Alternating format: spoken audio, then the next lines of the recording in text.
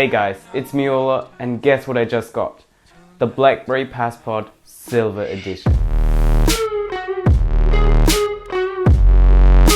Yes, you heard right. I finally picked up my BlackBerry Passport Silver Edition. Yes, it was used, but it looks just like new, and that is actually the first time that I own a BlackBerry Passport. I've never owned a BlackBerry Passport. I've only had it in my hands once when I was at the pop-up store in Frankfurt in Germany, but otherwise I never owned a BlackBerry Passport, so this will be a very interesting experience. I only had this phone for about 20 hours, so I can get into very detailed stuff in this video, but I can tell you what I liked and what I don't like on first impressions. And I can tell you up front, the list about the things I like is much longer than about the things I don't like. So, like in every video, I will group this video into the outside of the device and into the inside of the device. So let's just start off with the outside of the device.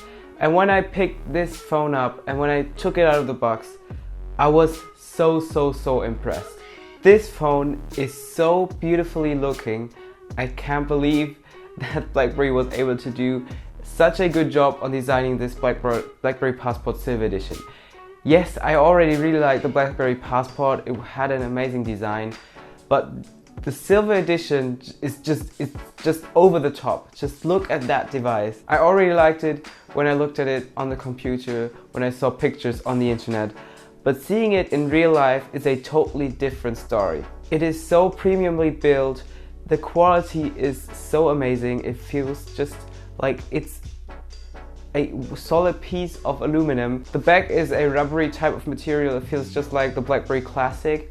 But I noticed that the logo is a bit of a more high quality material. It is like glued into that. That's just what I noticed. You have a 30 megapixel camera, which I wasn't able to test out yet, and a flash. And an interesting thing is that you can take off the cover on the top of the back of the phone and insert a micro SD card, which can go up to 128 gigabytes, as well as a SIM card. On the bottom you have two stereo speakers, which is great. The iPhone just introduced that with their iPhone 7, and a micro USB port. On the top you have a 3.5mm headphone jack, and I can say that this is much better than the iPhone 7. You know what I mean?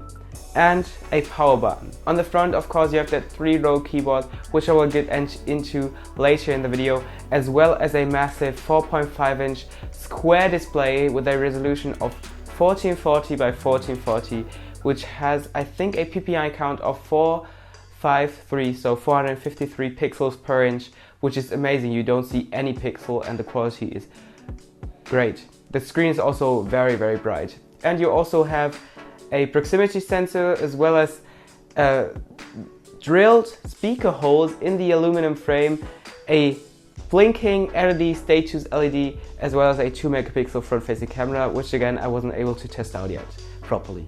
On the left side you have nothing, and on the right side you'll find volume up, volume down, and a mute key, as well as a play pause key. If you're listening to music or watching a video, you can easily pause the video or the track you're listening to with that middle button, which can come in very conveniently in some places. So the Silver Edition is slightly taller than the BlackBerry Passport, and that means that it's even bulkier. I was kind of afraid about the size of that device. I've heard that many people can't deal with it, that they have problem dealing with the BlackBerry Passport because of its wideness, and I can tell you this phone is really wide. When I first took it out of the box, I thought it was huge. In the internet it looked much smaller, but in real life it is huge. Also the keys on the keyboard are very big. But that said, it's actually not that bad. I can fit it into my pockets easily. It's better than the Priv actually, which always sticks out of my back pockets of my pants, and the BlackBerry Passport doesn't do that. It's just a bit big if you're using it one-handedly and you're trying to reach the other side of the display with one thumb. And that doesn't work, but if you're using it two-handedly, it is quite okay. Of course, you can't always use a phone two-handedly, but if you can, it's an amazing device, and I think it was built to do that, so that can get maybe a bit annoying. over the next month that I'm using it, but we'll see about that. But a big phone like that also means a big, bright display, and the Passport certainly has that. You can see so many things, you can see so much content on websites, you can see everything so nicely, and in general, if you're using the phone just in everyday use, you have so much screen real estate, and this is really, really nice. I wasn't a big phone user for a long time. I used the iPhone 4, the Classic, the Q10 for a long time, and I was totally fine with it, that phone. And I said to myself, I never want to use a huge phone like the BlackBerry Passport maybe, or the iPhone 6 that was released in the same time around with the Classic and the Passport. But now here I am with the BlackBerry Passport, and I really enjoy it. So let's get into the inside of the device. So the BlackBerry Passport is running BlackBerry 10. Many people say they wish the BlackBerry Passport would run Android on it. I personally don't want the BlackBerry Passport to run Android at all. BlackBerry 10 fits so good together with the Passport. It's a dream combination, it's a productivity workhorse, this phone is, and BlackBerry 10 just complements that. Everything feels so nice, and it feels so nicely engineered, and I really like that. I actually think it's over-engineered, and I don't mean that as a bad thing, I mean that as a good thing, because everything just works so nicely together. So as I said, it's running BlackBerry 10, so that means you cannot run any app on it. You have to download APKs from the internet in order to run Android applications, and I did that. I installed the Instagram APK, the Spotify, as well as the Facebook Messenger APK, and those apps work like this phone is a native Android device. They work so nicely, without a lag, without a stutter, and I've never experienced that on my BlackBerry Classic. Those apps were sometimes stuttering because the phone just doesn't have that operating power like the BlackBerry Passport has.